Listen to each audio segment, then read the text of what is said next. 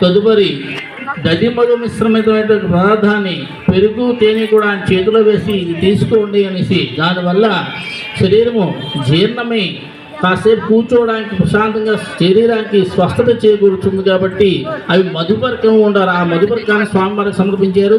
చరణంబవిధం విదితం ప్రాణం ఏన భూతాస్తరి దుష్కృతాన్ని తేన భౌతులైన శుద్ధైన పూత అదిబాలు మరాతంతురేమా అని చరణం పవిత్రం మంత్రంతో స్వామివారి తాలకు పాదాలు కడిగారండి.